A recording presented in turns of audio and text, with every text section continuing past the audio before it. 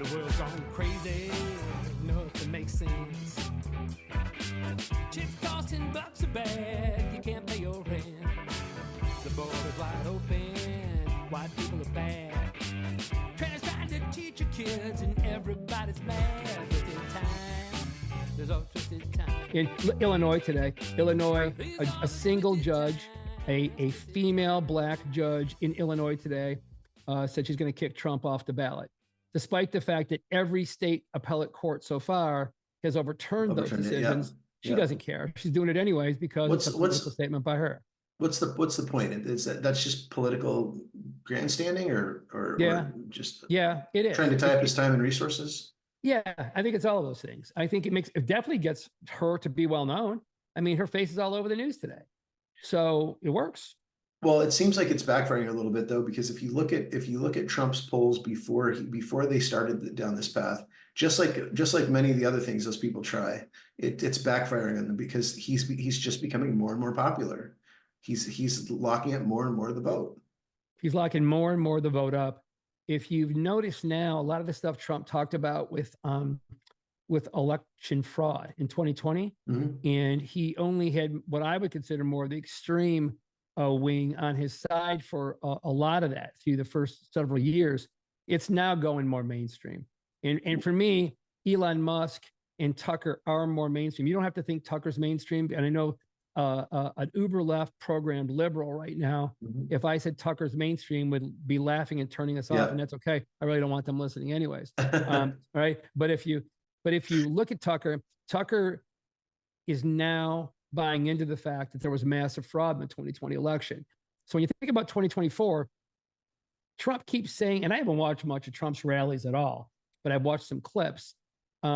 He has said, hey, we're not going to let election fraud happen this year. Now, I don't know what he means by that. I have no idea what he means by that, but he seems convinced we're not going to let it happen again this year.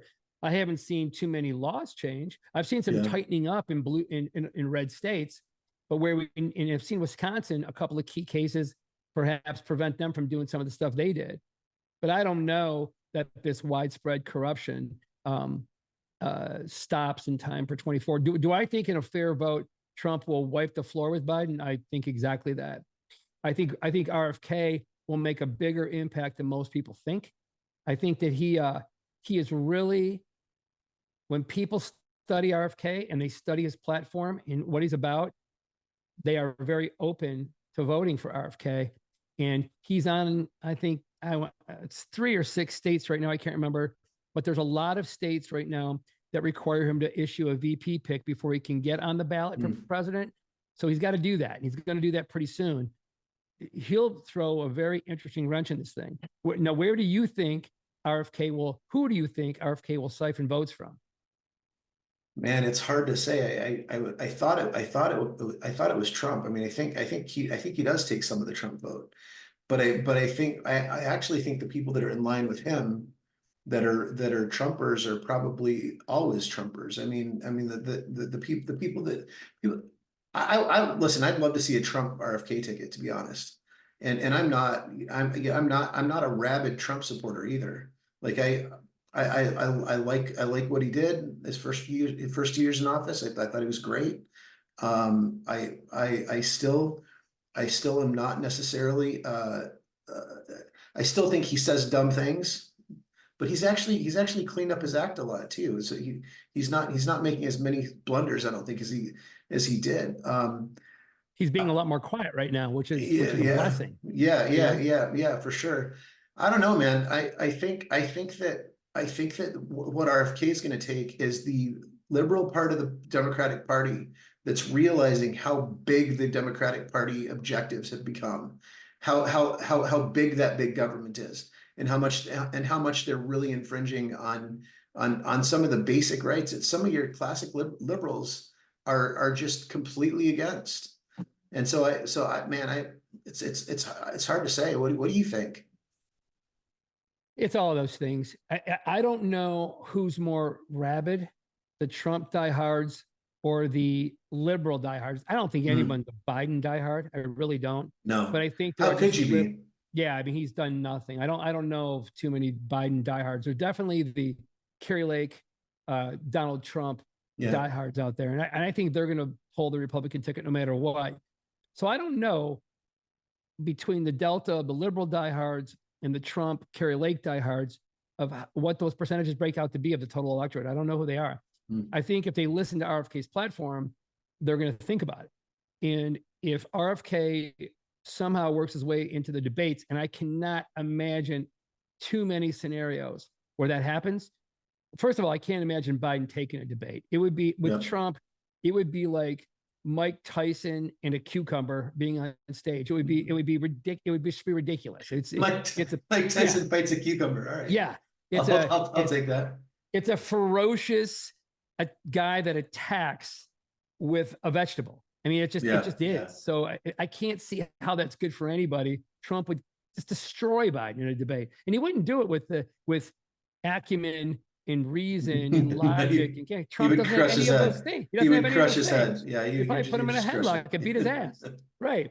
But if you had RFK in the middle, you would hear this incredibly intelligent urbane approach to politics, and the things that offend the left and the right would come out of RFK's mouth. Yeah. I mean, RFK is truly a vaccine expert. That means that he understands the good ones and the bad ones. And pharma's done such a great job. Remember, we're one of 2 countries in the world that allow pharmaceutical advertising, right? To the end users, right? One of 2. We stopped tobacco from advertising and liquor from advertising in a lot of places, but we let pharmaceutical companies advertise. You're watching Viagra commercials during a Super Bowl with your kid. It's embarrassing. But anyways, we're programmed by these people, and so because we're programmed that RFK Jr. is anti-vax. Well, he's not anti-vax. No, he is talking about the COVID vaccine being rushed by Trump, which he's bragging about, which Biden's taking claim for. It's hysterical what goes on with these 2 knuckleheads, that you've got one guy saying he did it, Trump, other guy, Biden, saying he did it, which he didn't. He's just making up and wants to take it from Trump. And RFK is going, neither one of you 2 should have done it. Right. Kind of, sort of. So put him in the middle, and all of a sudden people get a much more intelligent, discussion. I just can't see, unless he's scoring 30% in the polls, I can't see how he forces his way into a debate, because he'll mop the floor at both of them. He really would. I think it was you that said, what if Tulsi and RFK ran? That would be interesting. Tulsi, RFK ran. I still like Vivek. I still like Vivek Ramaswamy, but yeah. So listen, right now, what I heard today in some Reddit circles I was wasting time on was Vivek for VP, and Rand Paul was going to get a senior cabinet position. I'm a big Rand Paul fan. I said it in the first episode. I'll probably say it in every episode. I believe in him. I'm a big Jim Jordan fan. I don't care how many conservative people hate Tulsi Gabbard because she likes things and believes in things they don't. Who cares? It used to always be like that. I don't agree with 25-30% of the stuff she believes in, but I believe she's a fierce patriot. It would never leave an open border. RFK had a post on Twitter the other day, and maybe you could find this. He posted on my first day in office, I will begin to do this, and this. And they was close. I think the first one was, I will close the border. That's got to make the liberal. So here he is. He's a Kennedy who wanted to be the Democratic candidate. And the first thing he wants to do is close the goddamn border that they have said for 3 years wasn't open. And now in an election year, they've had to get honest and say, oh yeah, wait, you know what? It's open, but it's Trump's fault. Well, wait, I thought you said it wasn't open, right? I absolutely love the way he tells the truth, man. Here's a couple of comments that he made. I'm going to give a civics lesson to the American public by pardoning Julian Assange and Edward Snowden my first day in office. What you should do. The same day, 100%. The same day, I'm going to sign an executive order ordering all federal employees, including the FBI and CIA, to refrain from colluding or communicating with the media or social media companies to censor political speech, period. Right. Wow. If you keep looking, there's a post in there. There's like 9. He posts a lot. So good for RFK's team, because they are posting stuff nonstop. And someone asked me the other day here where I live if I'm voting for RFK. and I said, I am going to vote for whomever's going to stop this globalist invasion and will dismantle these organizations that have begun to destroy the country to a point where we don't recognize it. I mean, Dave, if you look at right now what's going on in Argentina with Javier Milei, do you know the propaganda campaign they put against this guy?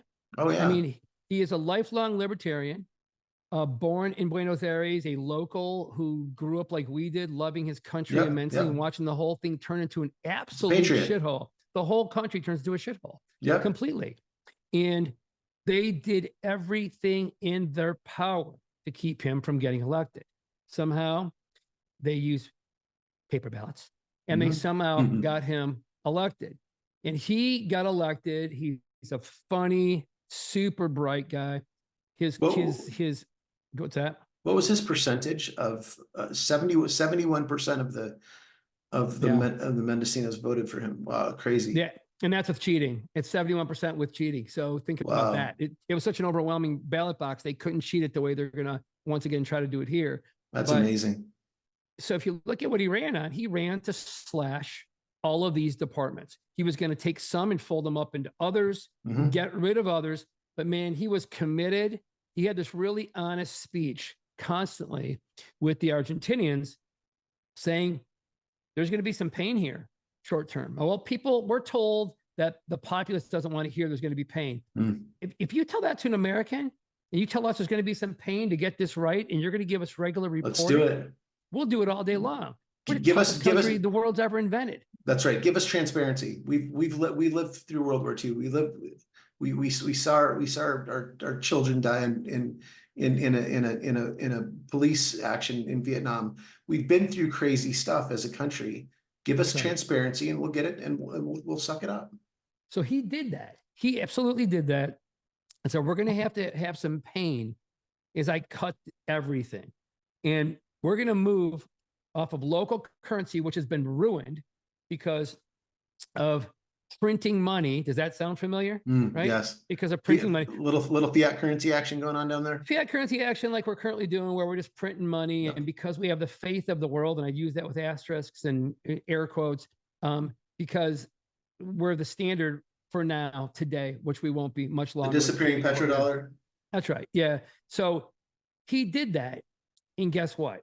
Reuters wrote an article, posted an article 7 days ago.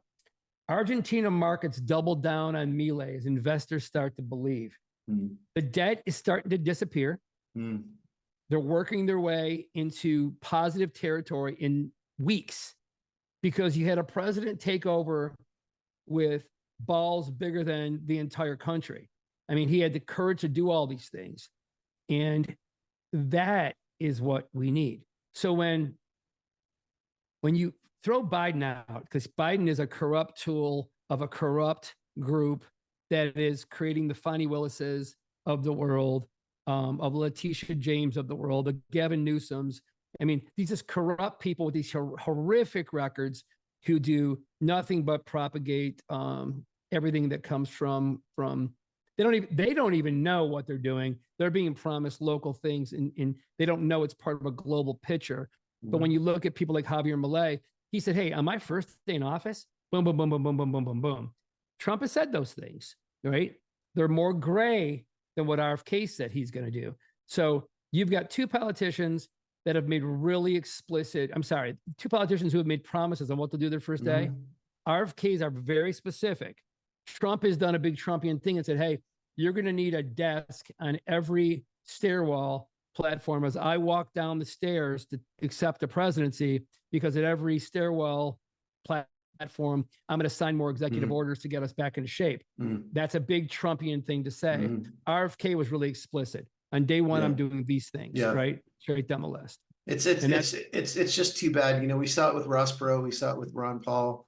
It's too bad we haven't gotten to the place in this country, and maybe we're almost there to where an independent can actually run and make a difference. And so what was it in Argentina? What was it that happened in Argentina? That was it rock bottom? Is this just a country in healthy recovery and they hit rock bottom and had to ask a higher power for help? I mean, is that what happened here? Yeah, I mean, kind of. My opinion is kind of. Okay. I had a conversation, trying to think of my buddy who's from Iraq. I have a friend from Iraq. Okay. And I have to assure him, yeah, I know who it is now. I'll keep his name private, but I know who it is now. And his grandparents were born in Iraq. And when he says that locally, you say, hey, buddy, where you from? Iraq.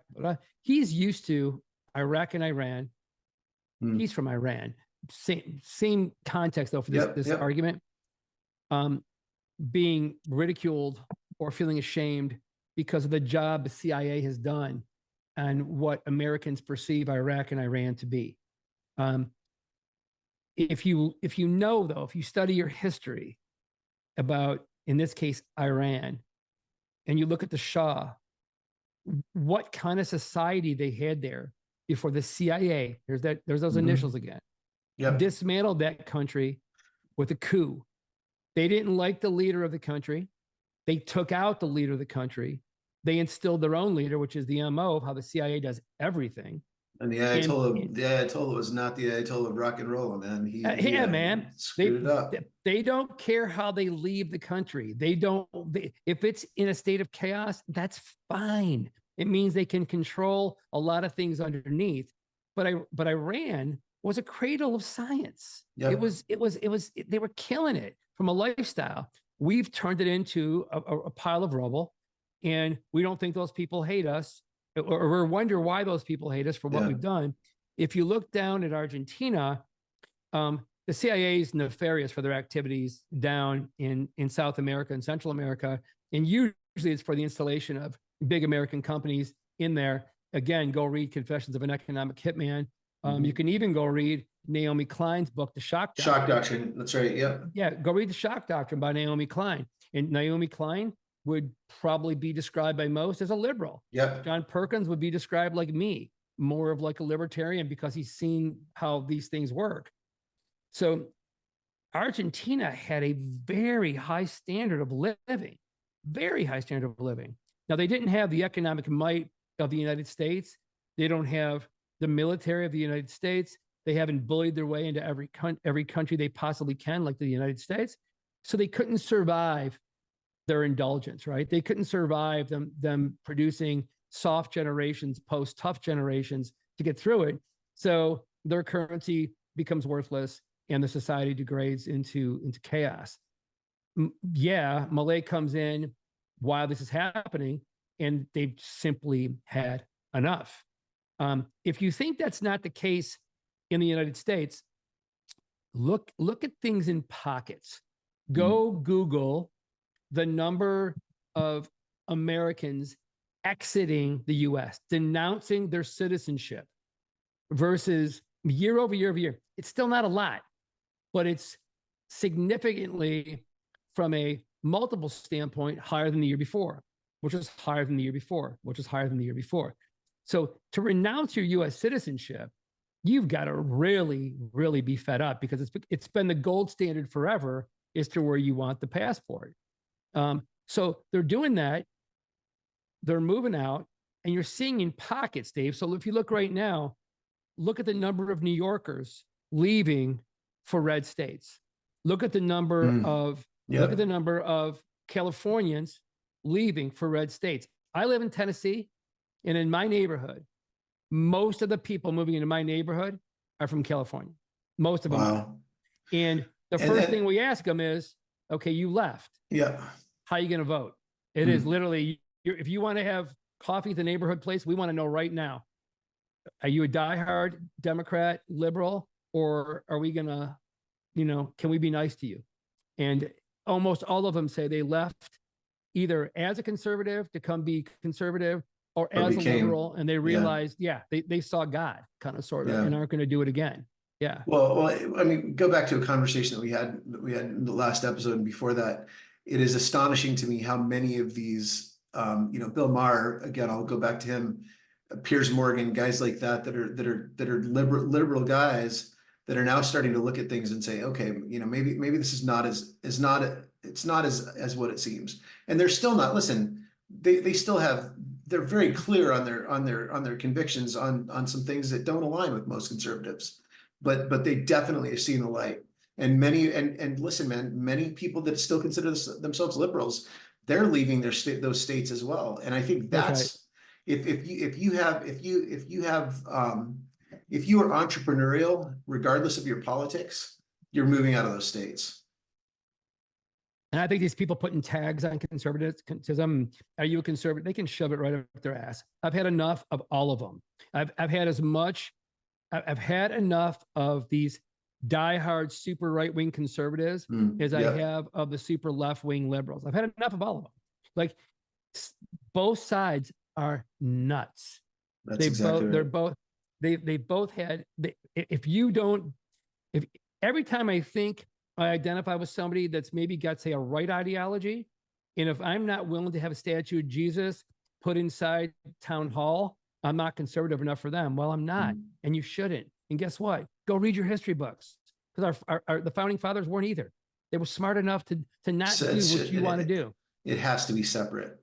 It has to be always got to be separate. Yeah. If you believe in fundamental rights, then you know that you want that separate. The last thing you want to do is let the statue of Jesus go into City Hall. Because take, for example, where you live, Dave. You live in Michigan, and the biggest city in Michigan is Detroit. And in the middle of Detroit is a city within the city called Hamtramck. And Hamtramck, when I grew up, was nearly 100% Polish. And so Polish were all Catholic, and they was a very Catholic area with neatly manicured lawns, and it did really well, and it was a fun place to go. Guess what it is today? Mostly Muslim. And guess what they're bringing back? Neatly manicured lawns and whatever else they take care of. But guess what? They're completely different from what the Christian group in before was. And because you did things that were conceived societally normal, the new group is doing the same thing. There's flags flying you don't want to have flying in your area, but they're doing it because you did it too. So when you remove those things from government, you create the right neutral environment, which allows you to focus on more important things. And I think, for example, there's a law going to pass here in Tennessee in the next 10 minutes, kind of sort of, that is a no flags or representatives of such flown anywhere, posted anywhere in any Tennessee school at all. So other than those approved by the government of Tennessee. So it's going to include the U.S. flag. It's going to include the Tennessee flag. It's going to include a few historical flags. No, it will not include the Confederate flag for all those people thinking that that's what this was up to. But that's going to stop this nonsense where a teacher feels like she can fly a flag that's particular to her belief system, but then not allow a flag to be flown that's, contrary to his or her belief system. It's easy. It's easy when you know your history, but most people don't know their history. So I found one of the Robert F. Kennedy tweets. On day one, I will, number one, resume building the wall with state-of-the-art cameras and sensors. Right. Number two, call President Dave, that doesn't sound very liberal for a guy that wants the Democratic nomination. No, right? So we'll keep a scoreboard, okay? He's going to rebuild the wall. That's one. He's going to call President Lopez Obrador. Two. He's going to appoint more asylum judges. Which if you look at the border, for all these morons that want the border to be wide open, if I read one more thing about a Hollywood dipshit that wants the border wide open, and doesn't understand that this leads to trafficking in a wealthy country. It really does. We're a wealthy country today. So if you let us bring people over without going through a vetting process, they traffic people here. Absolutely out of their minds. Right. They're absolutely out of their minds. So you need a strong vetting system to make sure that we don't let bad people in. So when you have more asylum judges and you give them the chance to make a case for citizenship, that is the most humanitarian thing you could ever do. Right? It just is. 100%. I was actually listening to, I sent you an interview of Gene Simmons, and Gene Simmons was saying, I'm a KISS guy of all people. He was saying, listen, I came here as an immigrant. I support it 100%. But you have to have the legal way to do it. And listen, our country is very enriched by immigration. I am certainly not opposed to immigration, but there has to be a system to do it. But here he says our Jewish friends are really struggling right now. Back in Michigan, I had many Jewish friends, and they are struggling big time because they are lifelong loyal to the Democratic Party, and the Jews have more tradition and are more loyal than many other religious types or whatever group you want to pair them with. And so it's not easy for a Jewish person who's tied to local culture and tradition and what they do to all of a sudden say, okay, I'm not going to vote Democrat this time, because the Jews are tribalistic and they are very communal. It's, if you make a break from this tradition, any tradition really, you're going to hear about it with this group that gets together from so many things. So to break from voting for Democrats is a big deal to the Jews. Well, the recent absolute denial by the Dems to back Israel in what's happened over along the border and with the recent attacks has them understanding now maybe that they're up against something bigger than just Joe Biden in the White House, right? And I love how Biden recently has come out and almost done a 180 and begun to figure out Israel's side. But every once in a while, he forgets about that and talks about a ceasefire and the things that will, appease the giant Arabic voting base, especially in a state like yours, Michigan, the largest Arabic settlement in the entire country. Biden can't figure out his ass from a hole in the ground with what he's supposed to believe, what they tell him on his little cards he carries around to believe. But smarter candidates know. Well, so we're probably way too far into this episode for me to ask this question, but what do you think? What do you think is going to happen with Biden? Can he even make it to the election? I mean, what happens if he doesn't?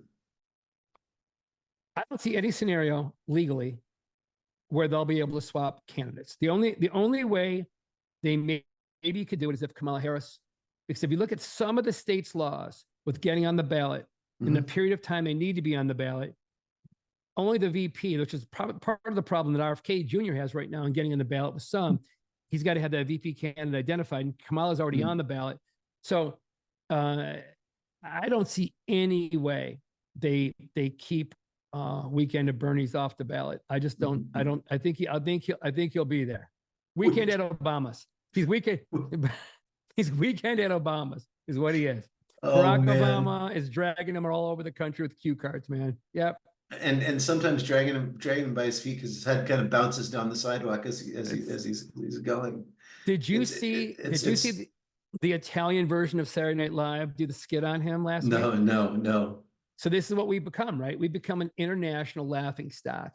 They do a skit on Biden on the Saturday Night Live of Italy that is hysterical. I guess it's sad and hysterical, and Carol Burnett used to have a character by Tim Conway that used to be this muddling old guy with a secretary. Carol Burnett was a secretary called Mrs. Higgins, and the doctor would just like constantly move. He'd shuffle and he'd bump into stuff and make mistakes. That's exactly what Joe Biden looks like, and that's exactly what they made him out to be in the Italian SNL. And it's so funny, pathetic, and dead on. I think there's so much wrong with this whole conversation today, because it's, man, I'm a really moderate guy, to be honest. There's things I'm socially liberal on. I'd like to think I'm a fiscal conservative. But the rhetoric that, you've got Democratic leaders saying, if Trump wins, we're not going to certify the election.